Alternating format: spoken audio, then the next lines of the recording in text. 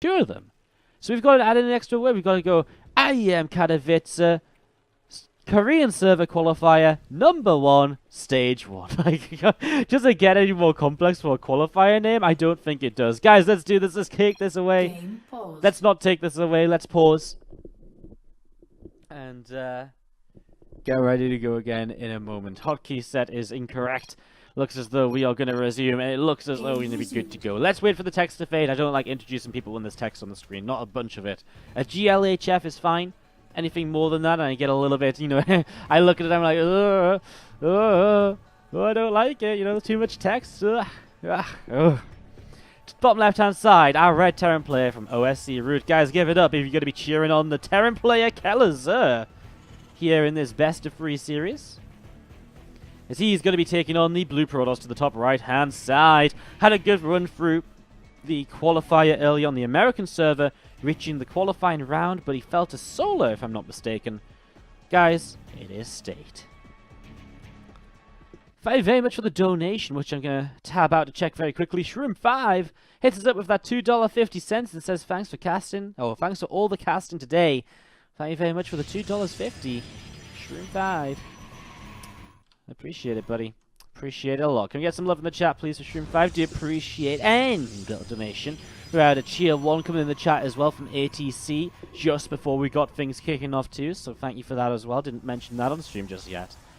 As we get things going and we get ready to rumble. Now, it's been a long, tough night for me. I mean, I've been up a long time. Usually I love super long streams. I love doing crazy things like casting all night long. Oh, tonight's been stressful. Tonight I've had like probably one of the worst or most traumatic streams of my life. We've had the stream blue screen or the PC blue screen like 5 or 6 times. I think I finally found a solution. But if the stream does just suddenly disappear, fear not. I will be back within a couple of minutes. Probably about 4 minutes as it resets. And then I have to wait for a 3-minute delay to kick in. About 4 minutes, but we will be back if the stream suddenly disappears. So do not fear, we'll be back. It's just we have had some issues. We think we fixed them now, but we're still not 100% certain. So we've only seemed to have fixed them in the last hour and a half or so. So you never know when it might just pop up again and just be like, boom, knock me back in the face, sucker punch me and be like, ha, you thought you beat me, Wardy? No, you did not. I am the blue screen of death, and I am gonna blue screen all over your day. But hopefully that's not going to happen. Hopefully we're just going to have a nice smooth stream with no issues at all, and we're just going to get to watch some really fantastic games as we set up into this TvP. We see the early Reaper scouting around will find his opponent cross spawns, sent the SCV top left, so he already knows it is a top right spawn for his opponent after checking the bottom right location. So checking up here, you can see Grenade going down and a little bit of potential damage, but actually the Adept will just shut this Reaper down right away. And that Reaper not going to get in towards the main base to see this Robo facility. So a little bit of blind here, Kelazhur early on. And as you see, State is I'll just join up with a Zealot and an Adept at the front already. Mothership Core starting to move forwards as well. And yeah, I mean, Stimpack on the way down the main base from Kelazhur. He's going for a very fast 2-1-1 setup. A build we don't see all too much of in the TvP matchup in comparison to TvZ. We're much more prone to see builds such as the Widowmine drops and so on in this matchup and Cyclone-based openings. But the 2-1-1 can be very effective as well. It allows you to apply pressure early and keep on applying pressure as the game goes on. So continue to set up into that. We're going to be seeing more Marines continue to pop out here from Kelazhur. Again, the idea is that you just get heads across the map just before the 5-minute marker with those drops. Try and start getting some damage done. Will I be at IEM Katowice? Asked Wes Zoza in the chat. So I am hoping to go to IEM Katowice. I haven't figured it out just yet. I do want to go, but it feels like a lot of effort to actually figure it out. And it seems very confusing with do you need a ticket or not and what ticket to get. And I don't know. So I don't know if I'm going to go. I'm not quite sure. What you should do is you should go and tell IEM. You should go tweet at them and be like, yo, you hear this? You see this guy Wardy who's literally casting every single one of your qualifiers, and even when it's ended, he's casting all the games that didn't get cast. You should go and hire him for Katowice. Probably a bit late. I think they've actually got the casters already hired, but you should say for the next event, you should do that. Go make a Reddit thread, right? Let's go. I'm going to sell out. Let's make a Reddit thread. Let's do it, guys. Just go make a Reddit thread. IEM, DreamHack, listen to me. Random Redditor right here. And I think you should hire Wardy. I mean, they're bound to listen to that, right? I mean, that's got to be the way this goes. That's the way it works, isn't it? You get a good Reddit thread, and all of a sudden you're hired by DreamHack and IEM and all the rest. Career is made. That's all it is. We're just missing a Reddit thread. That's all we need. Can you imagine? If it was that simple, I would have just made my own Reddit thread. The dream. Maybe someday. Obviously, actually, last year, I mean, I got to cast WSG last year, and that was awesome. That was a dream come true, so you never know what the year might bring as the year goes by.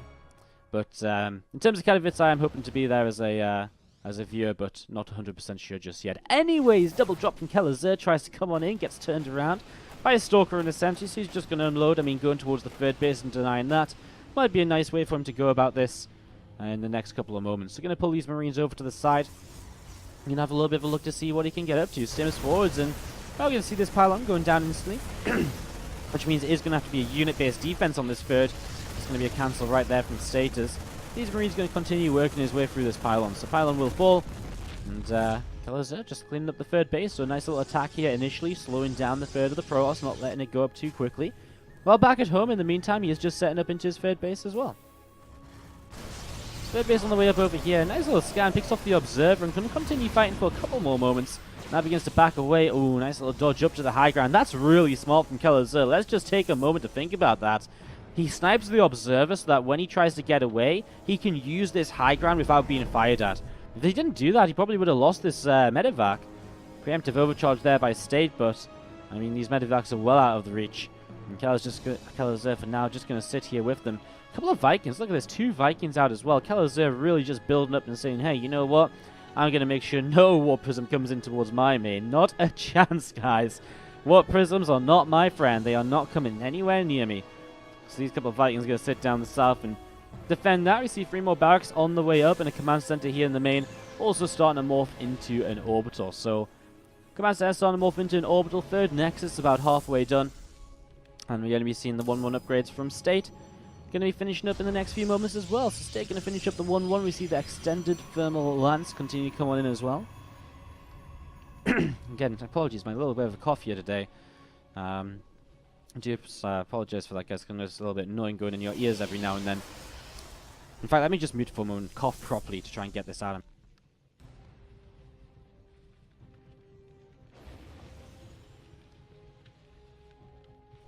Hopefully that's a little bit better. Hopefully that won't be as much of a nuisance anymore. As Kelazhur going to follow up with this little bit of a tank push, does loop his medevacs around. I mean, considering he built 2 Vikings early, he probably doesn't have that many medevacs to mess around with, you know.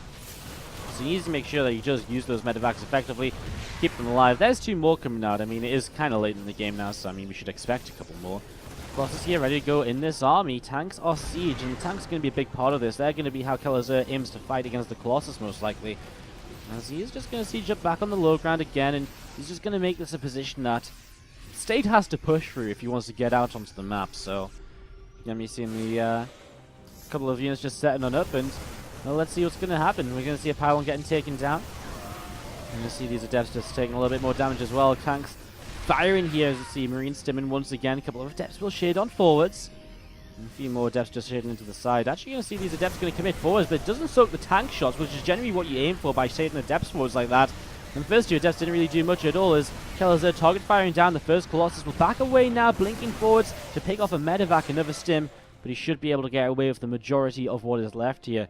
Kelazhur backs off, and well, he has plenty of reinforcements at home, which he'll start to bring on forwards. 2-2 starts for him, and 2-2 not far behind the Protoss player either. So also setting up into this full production. There's a Stargate getting ready to go in towards maybe some Tempest already, or at least planning towards that sort of position. So he's ready for the larger Liberator count.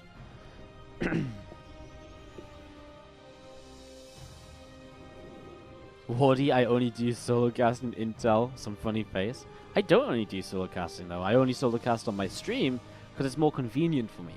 I do a lot of co-casts. I co-cast with Fear Dragon a lot. I co-cast with Loco multiple times. I co-cast much more than you might recognize. Anyways, you're going to see these few medevacs coming up to the top side of the map. Kelazhur just going to loop around and obviously try and find a way in towards the main base or so. Get some damage done early. See a fourth base for him starting up in position as well. So feels confident about this right now as well. State will see their medevacs going towards the main. Triple overcharge Kelazhur. Goodbye 1 medevac for the units. Their second one will stay alive for now. We'll come back and I guess just clean up these pylons over here to get rid of some of that map vision. which is why State was so prepared to drop those overcharges right from the get-go. Widow Mines are going to burrow as we see Kelazhur taking the fight over here. Widow Mines will get blown up by the Disruptor, though, the first two at least. As you're going to be seeing Spiral up here again shut down as well. Kelazhur will still be looking for a way to drop on in, I imagine, with those units. Even if he comes a bit further through the north side, drops in towards this location, that's a bit of a sweet spot there. One pylon in the mineral line, I mean, that's exactly where you want to be, really. It's a dream position as we see a couple of these Widow Mines getting taken down. Uh-oh, a little bit of a misplay there by State, losing an Adept because of it. And there's that drop behind the mineral line, and, well, Kelazhur going to fight a couple of Stalkers here. A few Zealots and Adepts walking in, so a little bit of everything. Lifts up, going to back away. Could drop behind. I mean, he's just going to hide in the corner, I guess. Wait a little bit longer. Liberate over here picks up 5 kills, and is going to get a Stalker kill as well. Oh, blinks away from that one. Thought that was almost certainly going to die, as doesn't want to spend an overcharge on it, apparently, so he's just going to blink in with the Stalkers instead. Kelazhur at the same time hitting the right side, hitting the left as well. Disruptor shot available over here. It's going to go down too soon, though, that Disruptor. As State has to start splitting up his army to fight this. He's doing a good job of it, honestly. I mean, he's splitting up his army very well. Widow Mine's getting taken down before they can do much more. Kelazhur has to be careful he's not spreading himself too thinly and outstretching his multitasking. Otherwise, he's going to continue finding more and more issues. Plus 3 weapons on the way at the front. Liberator sieges up here. Zealot gets taken down. Stalkers having to pull back for now as more of these Marines and Marauders pulling through the center of the map. Stalkers, Adepts, Sentries, and Colossus continuing to chase, and just going to be seeing these Marauders actually continuing to fight these Stalkers on the low ground. So, I mean, continue to trade here quite nicely so far. We're going to be seeing these Liberators sieging up once again. Bioforces looking to stim once more, potentially. As those units from State just pulling back towards the center as time passes by. Warp Prism is about to pop, and see this Warp Prism from State will start heading out in towards the center of the map and see what he wants to get up to with it, whether it's reinforcements or whether it's really just harassment-based play. Kelazhur with his next set of upgrades on the way as well. His armor upgrade was a little bit behind. And, I mean, for the Protoss play, he's also been very behind on his upgrades too. Going to cancel the +3 attack he just started in order to get Templar Archives down a little bit sooner. So he gets that set up and ready to go. I'm just going to be seeing this medevac with 4 Widow Mines inside. Going to start pulling on through the south side of the map here. The Marauders and Marines going to take down an Adept, and this medevac here is going to get caught, right? But Stalkers blink on top of it immediately, and it gets shut down. No real problem there. Kelazhur, he begins to max out. I mean, he's adding to that Liberator count. You know, that's where this kind of Stargate comes into play from State, but he's not really using it. I mean, he hasn't even built a fleet beacon yet. He's just building Void Rays. And I mean, Voids are cool. They're kind of nice. But they don't really do what you want them to do. You know, they don't do what this is aimed towards achieving. Feedback here picks off one of those medevacs. Kelazhur, I mean, the Void Rays on the way out to deal with that anyways. We see this Warp Prism going to get shut down. That's a little bit of a nuisance. State losing that. I mean, that's not what you want to be losing so early in this, so early in this lifespan. But yeah, you know, I mean, I feel as though the Stargate should really be being used for a fleet peak and get some Tempest up and start getting ready to fight against what's an ever-increasing Liberator count from the Terran player. Kelazhur also dropping down the Ghost Academy, something which actually a lot of our PVTs earlier today in the American server qualifier didn't really seem to have. Kelazhur going to turn fight, start kiting backwards. Storm isn't ready yet. He's going to play very cautiously anyways, as 2 Liberators sieging up to the right-hand side, and Kelazhur, he rotates around. State distracted, is not in position to defend his third, as Kelazhur just goes for a big sting. That's going to be a goodbye Nexus, and he should just run out of there straight away again. Off he goes, and he's still got some Liberators in position over on this side of the map, still picking off probe after probe after probe. 11, 12 kills on this, as he goes down now, and Kelazhur sniping that Nexus over here as well, doing some really good damage. State, his economy in shatters at the moment because he's mined out of the natural, mined out of the main. Third base is obviously dead, and, well, his 4th base wasn't mined for a few moments, so Kelazhur really pulling ahead in terms of income.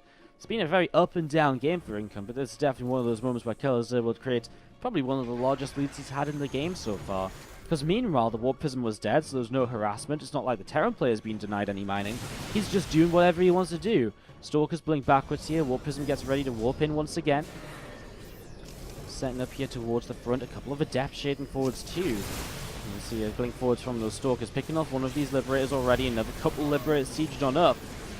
Again, to see what they might be able to get done here is pushing on forwards. Well, let's see. We're going to see a couple of Ghosts coming in at a nice little time. Wants to try and hit the MP onto those High Templar though. That'd be the ideal situation, but the blink forward's going to probably deny that. Another EMP up here does deny 4 of those.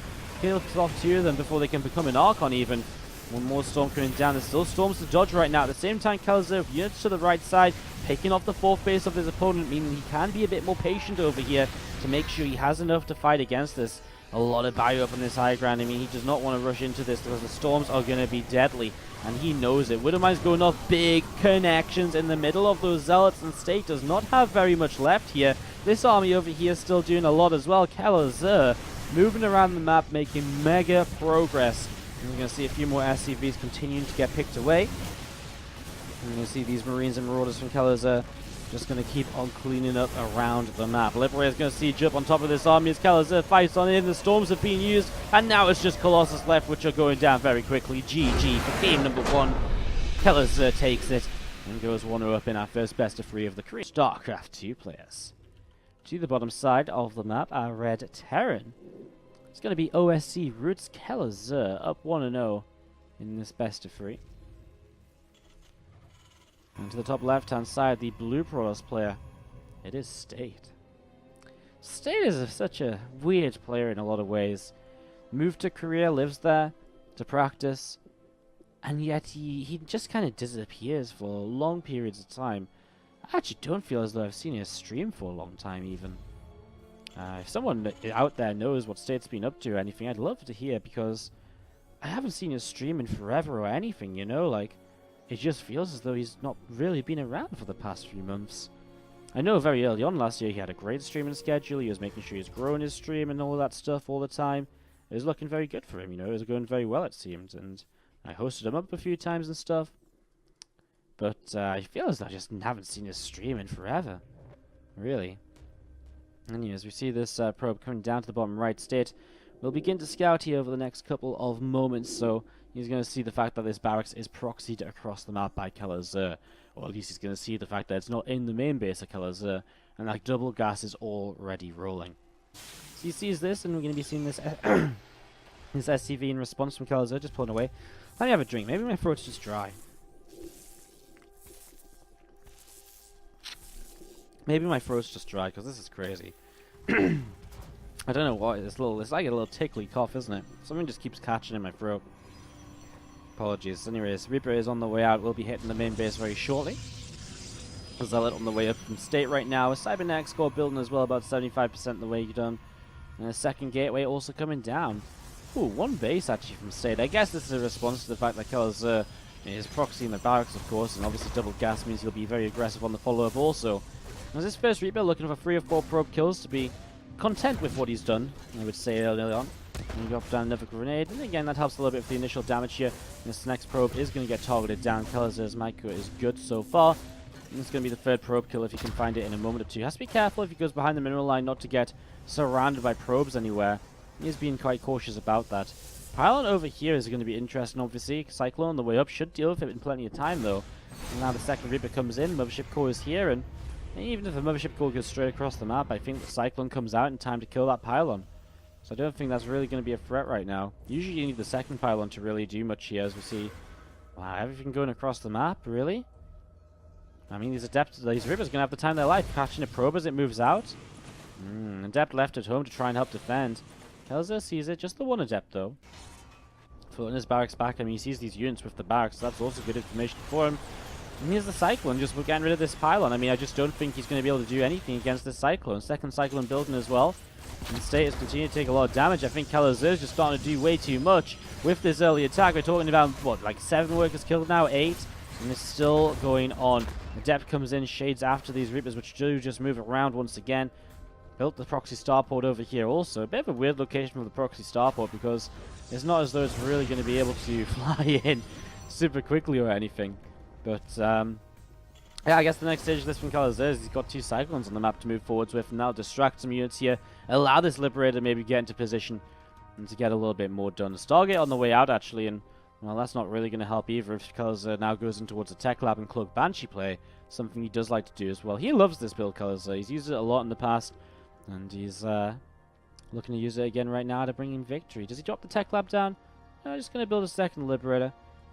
Not a bad idea. He can, I mean, there's a good space over here. He could siege up this mineral line, not be in range of pylons. I think right now the Mothership Core is the kind of issue, right? Because Mothership Core is here. Actually going to see this. Okay, well, Overcharge comes down. But now the militia core isn't in the main base, and that is the problem, because these adepts don't shoot up. They just going to GG out. They have no way to recover from this.